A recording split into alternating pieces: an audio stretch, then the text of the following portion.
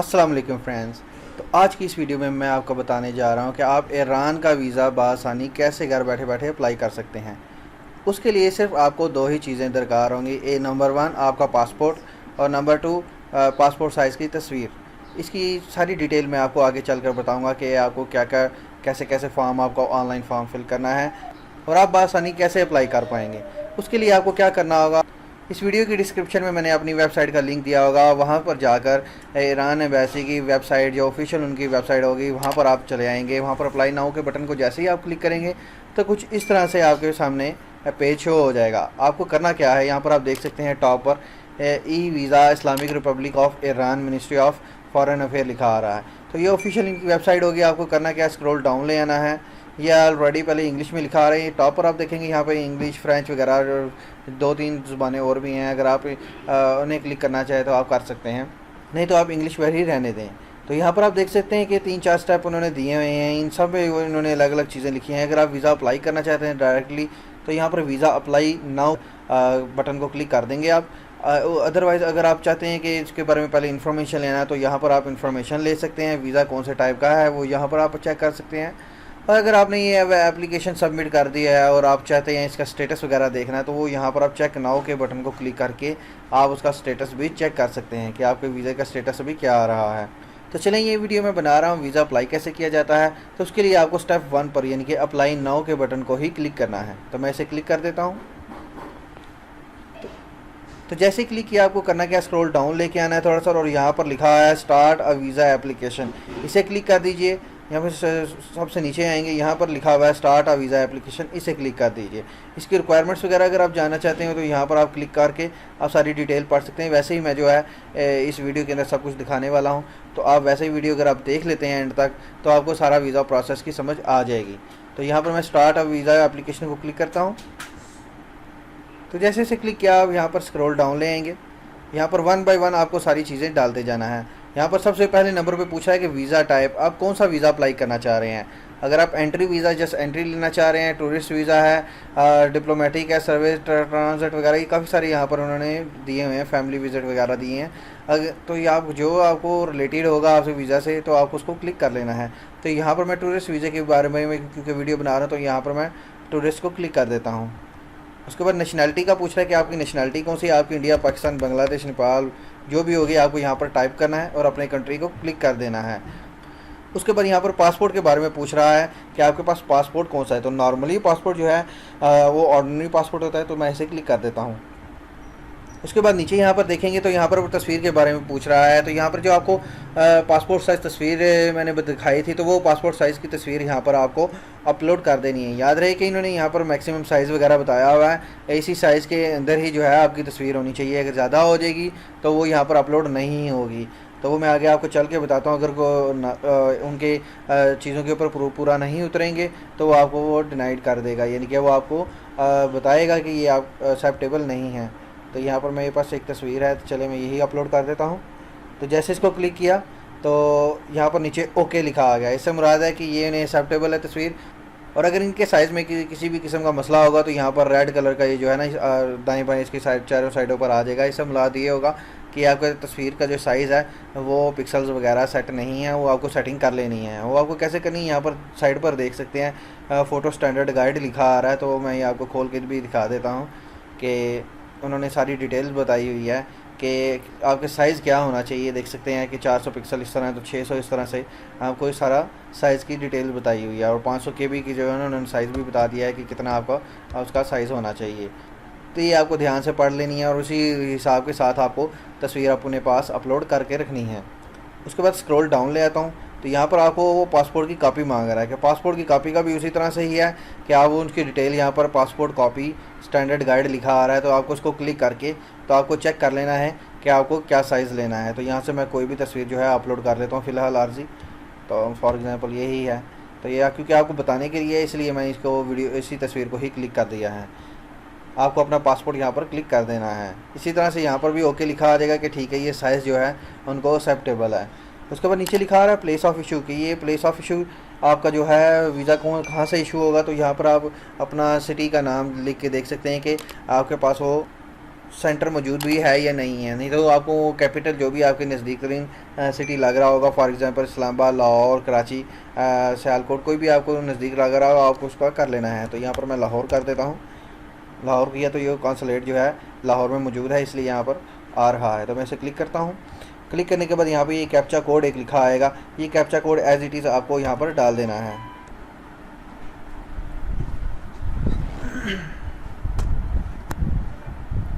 डालने के बाद यहाँ पर सेव एंड प्रोसीड लिखा आ रहा है, तो आप उसको क्लिक कर देंगे।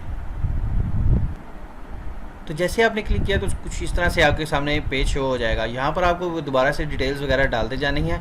यहाँ पर देख सकते हैं नेशनैलिटी और वीज़ा टाइप तो ऑलरेडी आपने डाल रखा था, तो यहाँ पर आ गया है। अब यहाँ पर आपको फर्स्ट नेम और सर नेम डाल देना है। तो यहाँ पर मैं डाल देता हूँ। डिटेल्स आपको बिल्कुल ठीक डालनी है, क्योंकि ये सारी चीज़ें जिस टाइम वेरीफाई होंगी, तो अगर आपके पासपोर्ट में यहाँ पर डिटेल्स में अगर फ़र्क होगा तो ये आपकी जो एप्लीकेशन है ये रिजेक्ट हो जाएगी, आपको ई वीज़ा नहीं मिलेगा। उसके बाद यहाँ पर आपका फादर नेम यहाँ पर डालना है। उसके बाद स्क्रॉल डाउन ले आए, यहाँ पर आपको डेट ऑफ बर्थ डाल देनी है। उसके बाद यहाँ पर मैरिटल स्टेटस आपका जो भी होगा वो आपको यहाँ पर डाल देना है। डालने के बाद यहाँ पर आपको ऑक्यूपेशन लिख देना है अपना।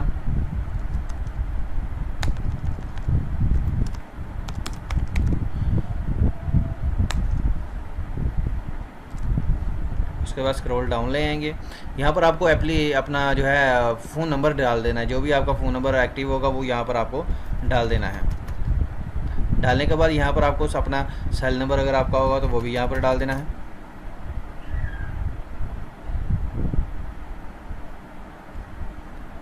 उसके बाद यहाँ पर आपको अपना ईमेल एड्रेस डाल देना है। या ईमेल एड्रेस आपने ध्यान से दे के डालना है, क्योंकि आपको ये ईमेल आपको वेरिफिकेशन के लिए मेल आपको जाएगी, वहाँ से आपको क्लिक करके लिंक को तो आपको यहाँ पर एक्टिव करना होगा। तो यहाँ पर मैं अपना ईमेल एड्रेस डाल देता हूँ। ईमेल एड्रेस डालने के बाद यहाँ पर जिप कोड आपको डाल देना है। अगर आपको जिप कोड का पता है आप गूगल से सर्च कर सकते हैं, नहीं पता तो अगर नहीं भी डालते तो कोई मसला नहीं, क्योंकि याद रहे कि जिसके साथ ये रेड कलर का डॉट होगा तो वही यहाँ पर आपको डालना लाजमी मैंडेटरी है। अगर इसके साथ क्योंकि नहीं है तो अगर इसको आप ब्लैंक भी छोड़ देते हैं तो कोई मसला नहीं है। तो यहाँ पर आपको अपना रेजिडेंस यानी कि अपना घर का जो पक्का एड्रेस है ID कार्ड पर जो लिखा होगा वो यहाँ पर आपको अपना एड्रेस डाल देना है।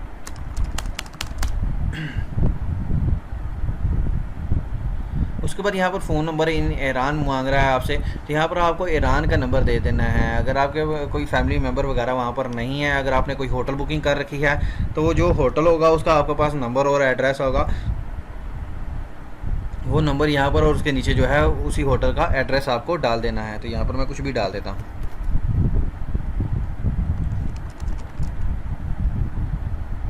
उसके बाद स्क्रॉल डाउन ले आएंगे, यहाँ पर पासपोर्ट का नंबर आपसे मांग रहा है कि यहाँ पर आपको अपना पासपोर्ट का नंबर दे देना है। उसके बाद यहाँ पर पासपोर्ट की टाइप जो है ऑलरेडी पीछे आप क्योंकि दे के आए थे, तो यहाँ पर ऑलरेडी ऑर्डिनरी लिखा आ रहा है। इसके बाद यहाँ पर आपको पासपोर्ट की एक्सपायरी डेट डाल देनी है। पासपोर्ट की एक्सपायरी डेट भी पासपोर्ट के ऊपर ही आप देखेंगे, एक्सपायरी और इशू डेट दोनों जो चीज़ें हैं वो यहाँ पर डाल देनी है। यहाँ पर इशू है, नीचे एक्सपायरी है, तो दोनों चीज़ें मैं यहाँ पर डाल देता हूँ।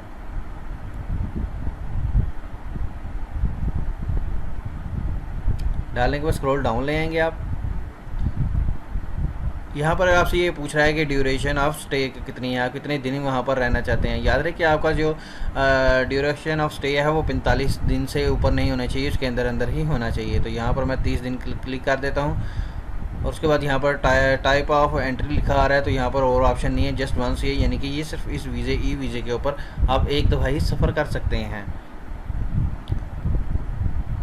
उसके बाद यहाँ पर लिखा आ रहा है अर्जेंट। अगर आप यहाँ पर अर्जेंट के को क्लिक कर देते हैं तो इससे क्या होगा कि 50% आपकी फ़ीस जो है ज़्यादा डिटेक्ट होगी, यानी कि आपका वीज़ा ही 8,800 रुपये में वैसे फ़िलहाल नॉर्मल जो है ना अप्लाई होगा।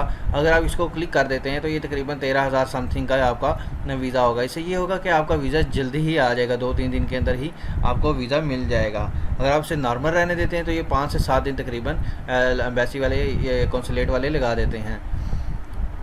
तो मैं यहाँ उसको नॉर्मल ही रहने देता हूँ। उसके बाद यहाँ पर रेजिडेंस कार्ड जो है आपको अपलोड कर देना है। तो यहाँ पर मैं कुछ भी इसी को ही अपलोड कर देता हूँ। दोबारा स्क्रॉल डाउन ले आएंगे, यहाँ पर आपको अप्रॉक्सीमेटली डेट डालनी है कि आप वहाँ पर ईरान में कब अराइव होंगे, और उसके बाद डिपार्चर वहाँ से वापसी के लिए कब करेंगे। तो यहाँ पर मैं डाल देता हूँ डेट।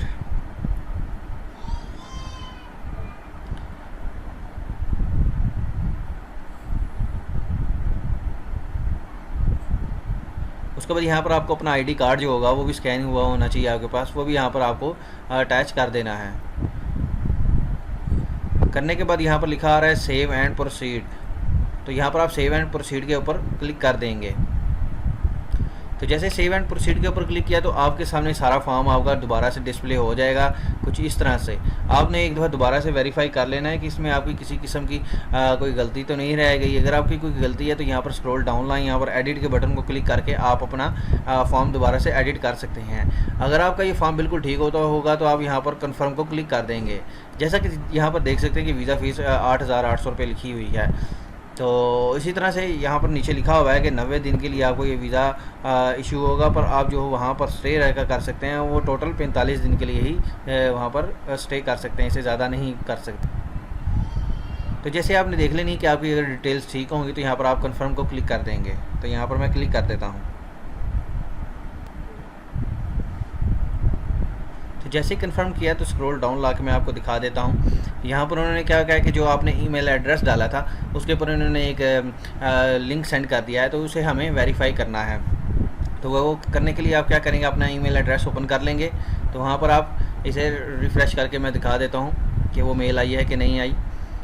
तो वो मेल अभी तक नहीं आई है। तो अगर आपको मेल नहीं आ रही होगी तो आपने परेशान नहीं होना, आपने ऐसा करना है, आपने अपने जंक फोल्डर एक दफ़ा चेक कर लेना है। क्योंकि बाज़ औक़ात ऐसा होता है कि आपके ये डायरेक्ट इनबॉक्स में मेल नहीं आती है, वो जंक में आ जाती है। तो वो मैं आपको जंक का फ़ोल्डर खोल के दिखा देता हूँ। ये देखें स्पैम में आई हुई होगी, देखें स्पैम में आई हुई है। तो आपको करना क्या है, इसे क्लिक कर लेना है। क्लिक करने के बाद स्क्रॉल डाउन लें और ये कोड जो है आप इसे कॉपी कर लें। कॉपी करके यहाँ पर वेरिफिकेशन कोड जो है यहाँ पर आपको डाल देना है। डालने के बाद यहाँ पर सिक्योरिटी कोड है, ये भी यहाँ पर आपको सेम एज इट इज़ डालना है।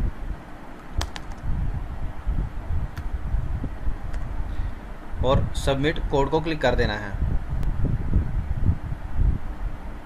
ये थोड़ा सा लोड लेगा, उसके बाद आपने स्क्रॉल डाउन लेके आना है। तो यहाँ पर आप पढ़ भी सकते हैं your application has been submitted successfully, यानी कि आपकी जो एप्लीकेशन है वो सबमिट हो चुकी है। अब आपको क्या करना होगा, आपको 5 दिन के बाद आपको एक दफ़ा स्टेटस अपना चेक कर लेना है। स्टेटस कैसे चेक करना है, यहाँ पर एक कोड दिया हुआ है, ये आपको चाहे लिख के रख लेना है, कॉपी इसको कर लें। यहाँ पर एप्लीकेशन स्टेटस को क्लिक करें। क्लिक करने के बाद यहाँ पर एप्लीकेशन आईडी जो आपने वो वहाँ से कॉपी की थी यहाँ पर आपको पेस्ट कर देनी है और यहाँ पर आपको ये कैप्चा कोड डाल देना है। अगर आपके पास ये आईडी नहीं भी है जो आपने कॉपी मैंने अभी करके बताई है नहीं है तो उसका कोई मसला नहीं है। यहाँ पर आपको पासपोर्ट नंबर या फिर और साथ ही ईमेल एड्रेस डालकर भी आप इसे वेरीफाई कर सकते हैं। तो जैसे ही मैंने यहाँ पर डाला कैप्चा डाला तो यहाँ व्यू स्टेटस को क्लिक कर दिया। तो व्यू स्टेटस को क्लिक करने के बाद आपके सामने कुछ इस तरह से ये एप्लीकेशन आपके सामने शो हो रही है, सारी डिटेल आपके सामने आ गई है। यहाँ पर एप्लीकेशन आईडी लिखी आ रही है, पासपोर्ट का नंबर आपका आ गया है, नेशनैलिटी आ गई है और जब सबमिट की थी डेट उसकी आ गई है, डेट आ गई है और एप्लीकेशन का स्टेटस यहाँ पर आ गया है। यहाँ पर लिखा आ रहा है वेटिंग फॉर वेरिफिकेशन, यानी कि आप वेरिफिकेशन के लिए ये वेटिंग हो रही है। तो जैसे ये वेरीफाई हो जाएगी आपको अपने कॉन्सुलेट चल जाना है एक तस्वीर के साथ और अपनी फ़ीस जो आपको बताई गई है पीछे 8,800 वो लेके आप वहाँ पर चल जाएंगे। पासपोर्ट भी साथ लेकर जाएंगे और ये एप्लीकेशन का आपको प्रिंट आउट भी निकलवा लेना है। यहाँ पर प्रिंट को क्लिक करेंगे तो ये आप PDF में फ़ाइल रख लीजिए अपने कंप्यूटर के पास और उसके ऊपर व्हाट्सएप पे या फिर किसी थ्रू भी आप किसी भी प्रिंटर वाले से आप इसका प्रिंट आउट निकलवा लें। तो ये डॉक्यूमेंट्स लेके आपको कॉन्सुलेट चल जाना है और अपना वीज़ा हासिल कर लेना है। आई होप कि ये आपको समझ आ गई होगी कि आप ईरान का वीज़ा कैसे अप्लाई कर सकते हैं। अगर आपको किसी भी किस्म की परेशानी आ रही हो तो आप मुझे नीचे कमेंट भी कर सकते हैं और उसके अलावा आप मैंने जो अपनी वेबसाइट दी है वहाँ से आप जाकर मुझसे कांटेक्ट भी कर सकते हैं। अगर आपको ये वीडियो पसंद आई हो तो इस वीडियो को लाइक ज़रूर कर दीजिएगा। इस चैनल को भी सब्सक्राइब ज़रूर कर लें क्योंकि वीज़ा से रिलेटेड सभी वीडियोज़ मैं इस चैनल के ऊपर अपलोड करता रहता हूँ।